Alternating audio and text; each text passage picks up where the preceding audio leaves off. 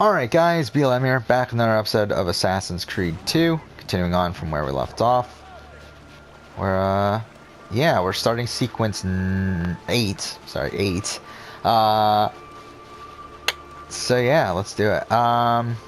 Should we do the mission now? It's a tailing mission, it's a really annoying one. It's one of my least favorite missions in the entire game. But, yeah, let's just do it. Let's do this viewpoint too, since we're here. Fuck. What? Viewpoint's here, right? Yeah, it's right there. Why can't I climb this?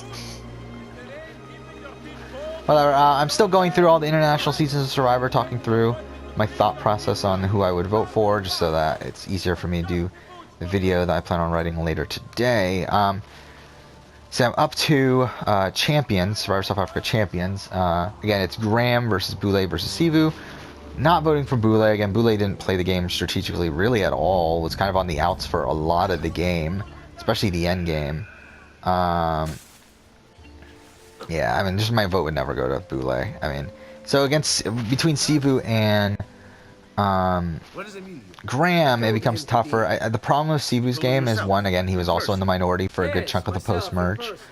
And also the fact that he needed an idol to save himself at the final 5. As am I. And again, the fact that he also got that idol through some illegitimate means, in the sense that, like, Shane got voted out with leaving an idol back at camp, which on US Survivor would mean that that idol is null and void. However, on Survivor South Africa for season 5 and before, they didn't have solid idol rules. So because of that, if an idol was left behind, then okay, it's still free use. I mean, you could steal idol. I mean, people were stealing idols on that season, mainly Shane. But yeah, it's a really ridiculous season in terms of idols, and again, that's something that should have never actually happened, but it did. So I mean, at the end of the day, I do think Graham is easily the one to vote for. Again, he also dominated the entire fucking game. Again, that first vote, I mean, from the first vote on, again, he flips the entire game on the first vote and is able to hold control of the game during that entire pre-merge section. And then by the time he gets to the merge, he's able to keep together that group. He's able to bring in people who are on the outs, like David and Xavion, and make that his final 3, runs that to the final 5. Mind you, he does, in the process, flip on a couple of people that I don't feel like he needed to flip on, but they were people who were very pro-Graham on the jury, though. Like, he was able to flip on them, but not have them dislike him, to the point where, again, they were fuck, what am I trying to say? They were rooting for him on the jury, and they voted for him, and, like, again, he wins in a 5-3-2 vote, where 4 of those votes are people from his original tribe, and 2 of those votes being the 2 people that he betrayed. That, and also he's able to, post-merge, he's able to blindside Sully. He's the main factor behind that. He's also able to make an alliance with Shane, who was his pretty much his biggest rival in the game up until that point. He's able to convince him to work with him. And then to the point where at the final 7, Shane has 2 idols in his pocket and doesn't play either of them and goes home. I mean, and again, Shane's not a slouch. Like, Shane's probably one of the best players in international Survivor history up to that point. I mean, I think it's far and away Graham is one of the best players. Again, he makes a very big, massive mistake at the final 4. And that's not good, obviously. He makes such a big mistake at the final 4 where David wants to quit. Like, David's okay with quitting. However, Boulay decides to flip on Sivu and decides, you know what, we need to vote out Sivu. And Graham, instead of going along with that plan, decides to stick with voting out David, which ends up with David and Sivu going to a fire-making challenge, which Sivu wins, and which leads to a very tough road for Graham at the final tribal council, where he does end up winning in a 5-3-2 vote, and even before, like, someone flipped their vote at the last second, so it would have been a 4-3-3 vote, which he still wins that, but that's a very precarious position, where if he's against Boulay and David, he wins near unanimously there. Like, he wins in a, well, not near unanimously, but he gets all but 3 votes, right? Because he gets Xavion's vote in that position. He gets Xavion's vote in that position. He gets Shane's vote in that position. He gets the 2 votes that Sifu didn't get. He gets the 2 votes that Sifu did get in that position, while David gets no votes. Like again, like it's so much of an easier road for him, and the fact that he fucks it up for himself, but he does still end up winning. So I mean, and rightfully so. I do still think he deserves to win despite that mistake. It is still a massive mistake, and that's not great. But again, against his competition, it's still easy. And I still think he's the best player of the season. I still think. I think Shane is a great player as well, but I think obviously like Shane was a bit too cocky at points.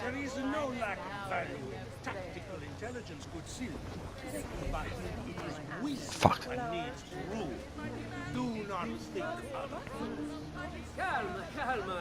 So there's that. Now onto the modern seasons. So I guess we'll do Australian Survivor first. Australian Survivor Season 1, Christy versus Lee. I mean, this is easy for me. I would vote for Lee. It's not even a question. Again, Lee was in the dominant alliance the entire game. Was able to be in the majority the entire game. I mean, I believe the only time he voted not in the majority was at the final. Was at the 3rd vote of the season when Evan goes home. And again, he knew what was going on. It's not like he had no clue Evan was going home. He knew Evan was going home. It's just he like already pledged his loyalty to him. And then again, like he gets criticized for really being very loyal, preaching loyalty and integrity while not really living up to it. But for me, that's still better than Christy, who did nothing and actively made bad moves for her own game. She actively lowered her percentage of making it to the end every fucking time. It's like at the final again, the only reason she gets to the end is because she somehow wins immunity at final 3.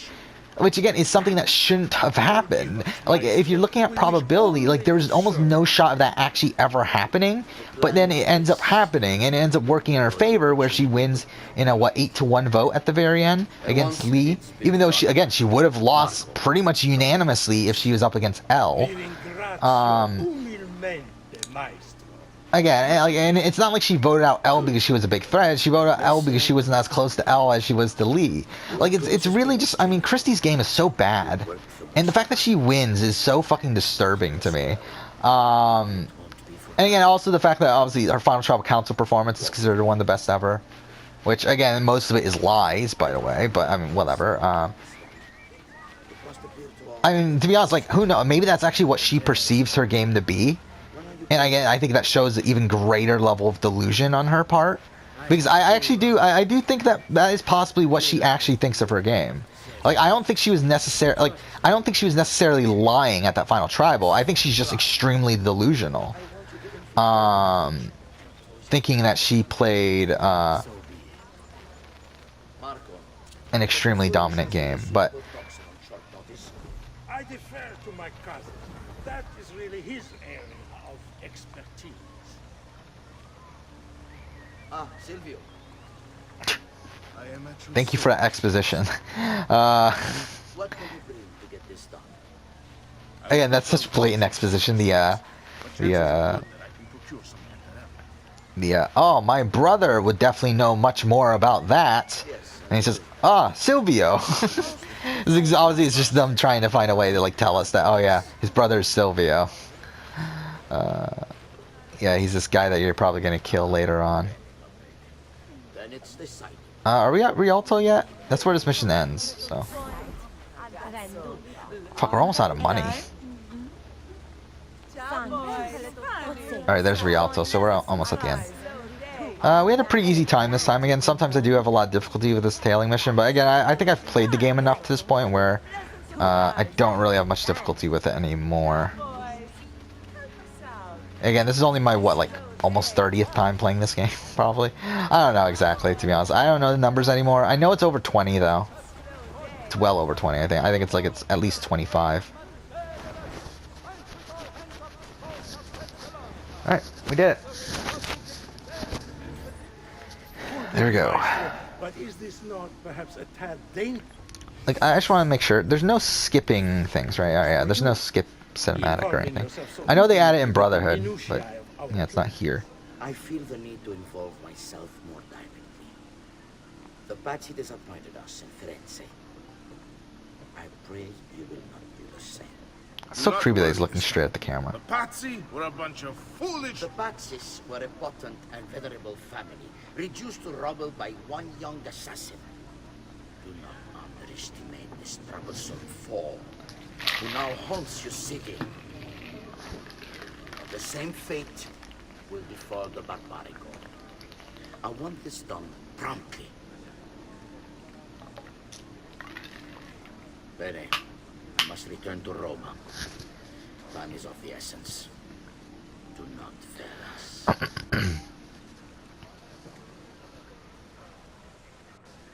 Okay.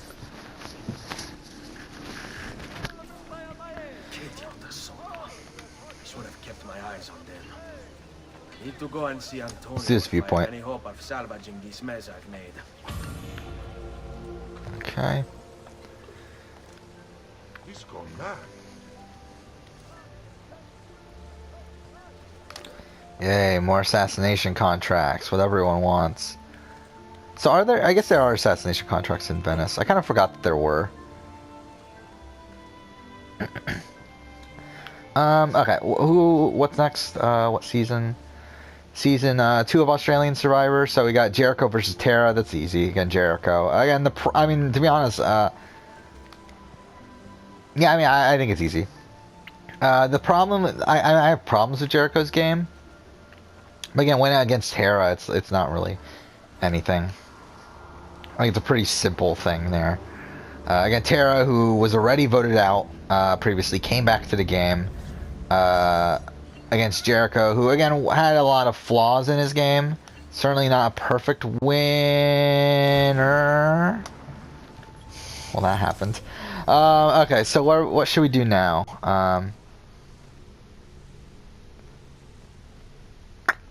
Should we do the...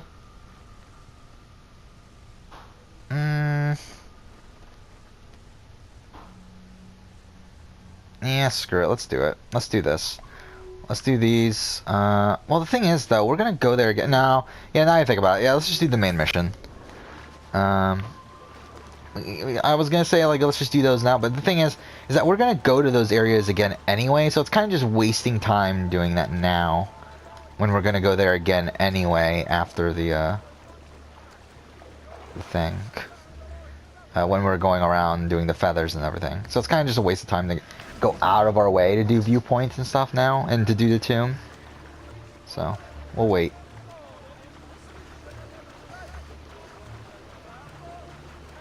Okay.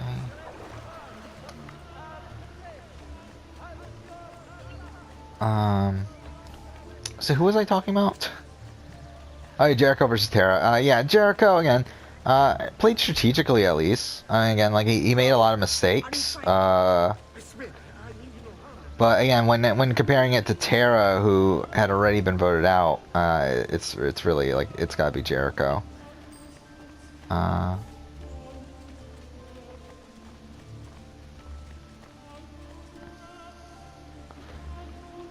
Okay, fuck. I really hate this building, by the way, that you can only go in through, like, certain things. Alright. And then Season 3 is tough, too. Shane versus Sharn. I think that one's really tough, just because... I mean... I think Sharn definitely played the more dominant game. The problem is that the dominant game is lost by the fact that she made a lot of mistakes. I mean... At the final 9, obviously, where Matt Rogers goes home, she makes a fatal mistake. Not fatal mistake, because to be honest, it's very likely she just could go home there. But again, she makes a lot of mistakes there with her idol. At the final 7, no, final 7, she was on the outs. Final 6, she needed an idol to save herself. So that's what happened at final 6. Final 7. Or final 7. Final 5, that's when she's able to get Shawnee to flip. But again, Shawnee didn't really have any other option at that point. And women. Grazie, amici. But, Ezio, I must warn you. Actually, no, she did, didn't she? I don't know, either way. I mean, like, Shane and Sharn played pretty similar games. The difference is Sharn was in the majority in the pre-merge. This is why we like you, Ezio. Yeah, Sharn was in the majority for most of the pre-merge, while Shane wasn't. But at the same time, Sharn made a lot more mistakes in the post-merge that Shane didn't. So that's where it gets tough for me. I do think I would. This business with the Doge. I don't know. I mean, I think maybe I would vote for Sharn When I or was a Shane. child, we were taught that the nobles were That was a just tough one, actually. That's a really tough I one. believed it. Though my father was only a cobbler and my mother a scullery maid, I aspired to be much more. I studied hard. Thank you for giving us exposition on Antonio that really never matters. Considering we literally do not see him again ever after this game. And we never even hear about him. Even in the book or anything, I don't believe we ever hear about him in Brotherhood. No. Or anything. I say we are the thieves and mercenary and whores. We need to scout the palazzo carefully. See it from every angle. We just might find a way in. I know of a tall campanile behind the palazzo. Or we might find a way to climb the back of the basilica. Do you have any ideas? I assume the front door is out. Va bene. We'll try the front door as well, Saputello. Fall in. Okay. So this is where the tomb is. Actually, yes, we might as well do the fucking viewpoint.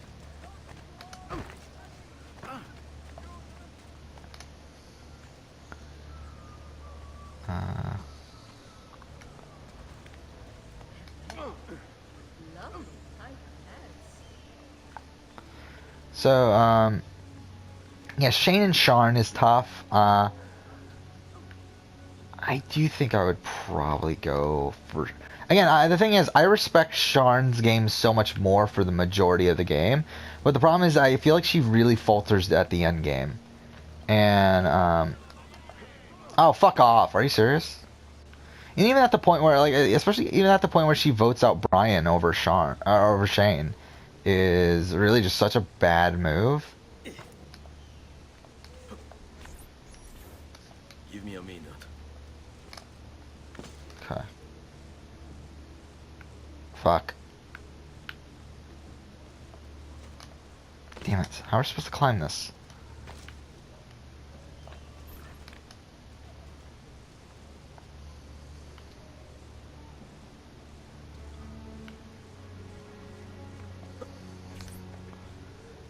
Oh my god. Okay, cool.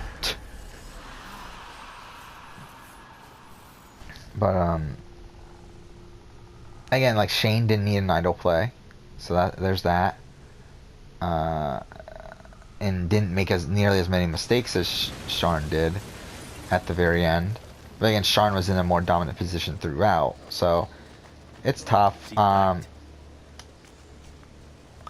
do think I would go for Shane by the end of it, though. Even though I would be rooting for Sharn, I do think I would go for Shane. So there's that. Then New Zealand, only 3 seasons left. So New Zealand, season 1, I think it's easy, Avi. I mean, again, it's not even close, in my opinion. It's a pretty simple one.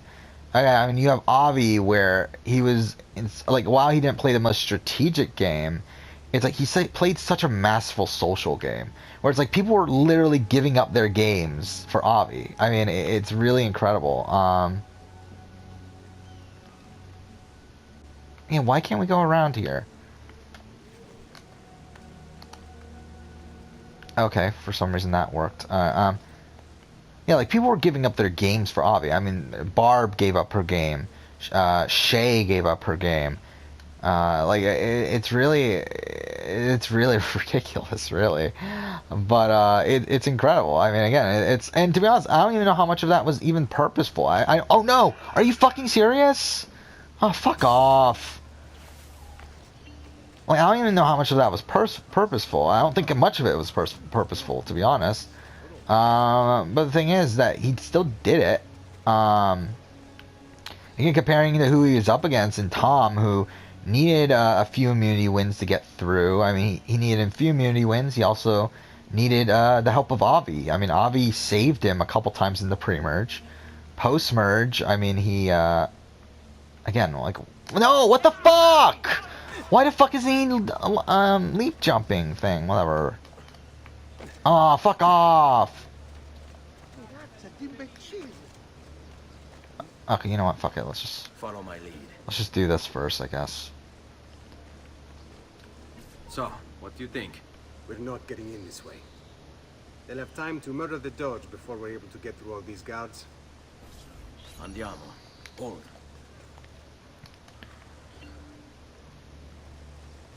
Okay, let's try this again.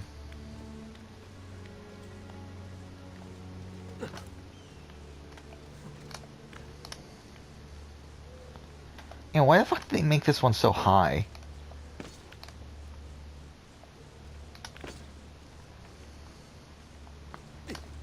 Fuck. Oh my god. Okay, this is really fucking annoying. But,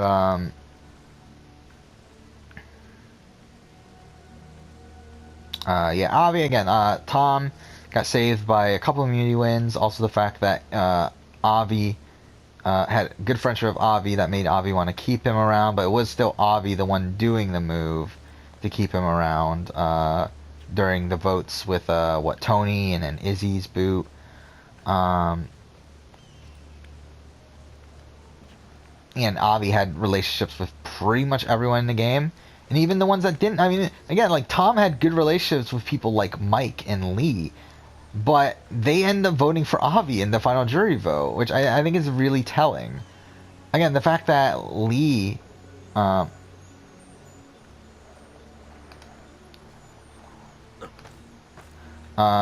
the fact that Tom only gets one vote at that final...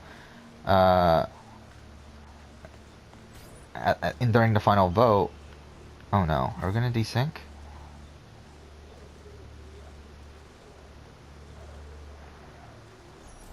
Are you fucking serious? Are we really gonna desync after all this?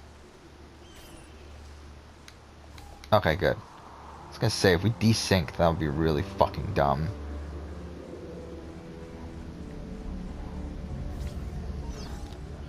Is there a feather here? I kind of felt like there was a feather here. Oh, cool. Well, that happened. Oh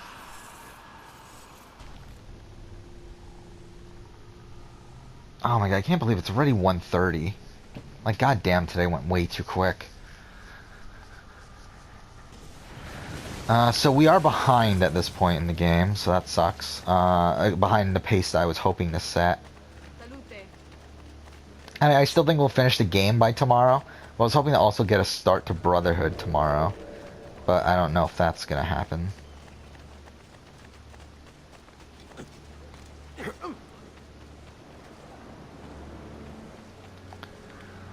Okay.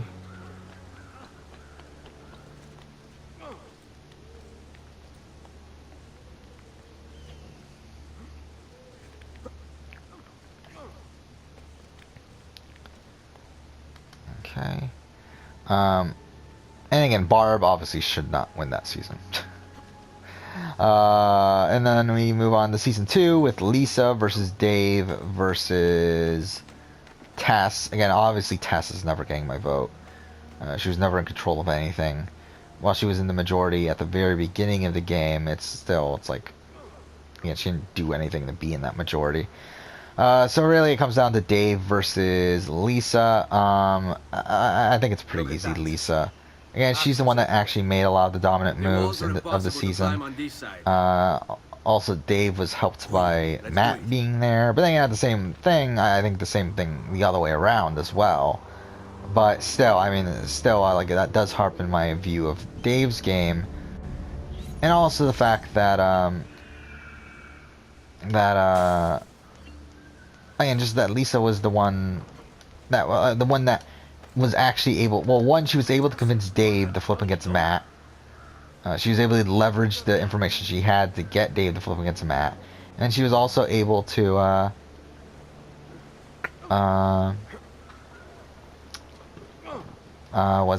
be in on the Brad vote, be able to make a gray alliance with Matt to begin with to get him to trust her enough to not blindside him at the final 6. So I mean, I think it's easy Lisa there for me. Fuck. Wait, what? That was really strange. And then at the final... Isn't that Was it? Ah, whatever. Who fucking cares? Whatever. Either way, my vote goes to Lisa there. That's easy. And then only one more season left, right? I think all that's left is South Africa season 6 with Tom versus Jean. I think my vote easily goes to Tom. I mean, it's not even. Again, that one's. I mean, that one's closer, but I think my vote goes to Tom. Again, I think Jean was kind of clueless for most of the posts. Like, it's weird because it's like Tom was like Tom was in a obviously terrible spot for most of the pre-merge, especially the late pre-merge. But the thing is, he did start off pretty well. He was able to get people to like him enough to where he was able to get enough votes to survive that first vote. Obviously, he fucks up that relationship towards the end of the game. Or towards the middle of the game, like during the post-swap era, but he was still able to do that. He was able to flip when he needed to at the merge. And stick with Werner, who was someone that definitely took him far. Ezio, look. Isn't that him? And again, he was in on the loop. Like, he was in the loop with a lot of the moves that were being made there. While he wasn't orchestrating them, he was at least in the loop, which is more than you could say for Jean, where, again, I feel like Jean was more than likely, like, she was almost the third boot of the season. She was really on the outs for, like, while she was in, like, Werner's alliance, like, she was never really the #1 person of Werner. Like, she was never, the person that Werner wanted to take far into the game. And then, once we get to the post-merge, again, she was on the outs for most of it until Werner saved her at the final 5. Where are you going now? To see my friend Leonardo. So, I mean, I think that one's an easy Tom vote. Okay, should we just do the tomb now? Again, we're already here. No, I don't care.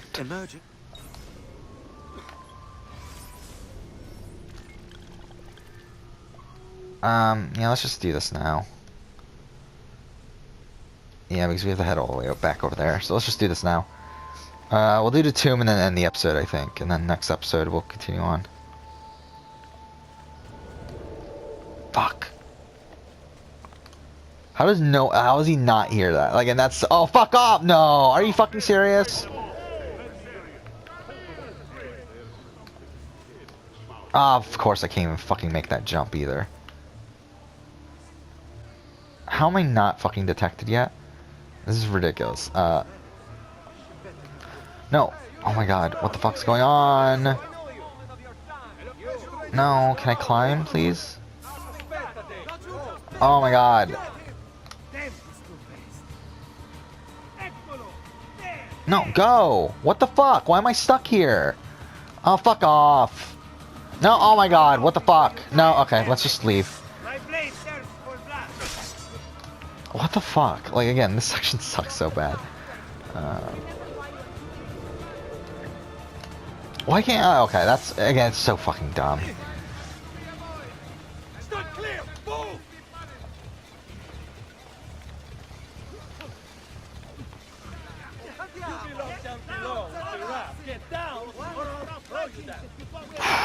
Okay. Ah, fuck.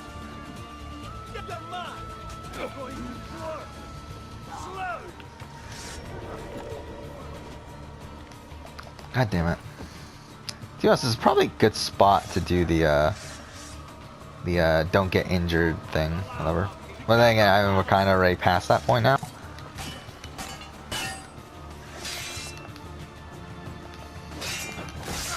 Okay. Damn it.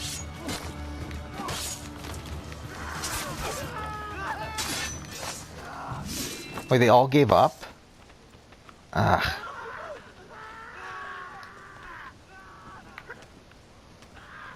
Let's pick this up. I'm an idiot because I actually just passed the fucking thing. But whatever, it's down here. I kind of realized it like right when I grabbed that ledge. Alright, so there's 2 tombs here in Venice. I'm trying to think of which one this is. Is this the one with the octopus or no? Like with the Kraken or no? No, it's not. Okay, it's the other one. So, which one is? Oh, this is the. Okay, this is the platforming. Yeah, okay. This one can get annoying. Again, it's a lot of timing. So, I don't know, we'll see how this turns out. This is probably one of my favorite tombs, though. This one and the like. It's fun, but it can be it can be like annoying and stressful and that sort of stuff too.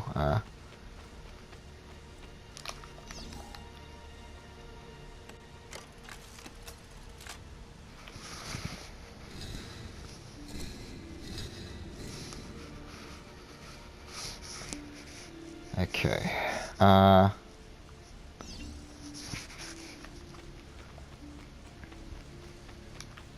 You know, I think we might end the episode here. Continue on next episode. So yeah, that's it for this episode. Thank you for watching.